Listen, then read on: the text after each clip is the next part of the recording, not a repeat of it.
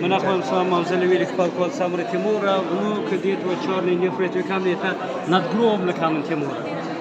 Большой его учитель Мирсаид Барака, в ногах Тимура, внук астронома математик Мурзал, урок рядом любимый урок Тимура Мухаммад Султан. С той стороны Шахрух, Иран Шахснавия, еще два маленьких дети Улугбека. Над палками сидели нашивели криво.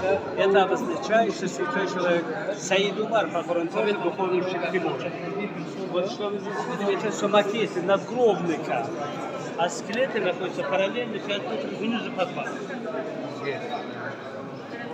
Куда не пускает, но знаете, в 1941 году, когда открывали корабль Самура Тимура, из Шайхана пришли показывали книга, что если кто будет трогать Мавлид Тимурида, будет частный случай.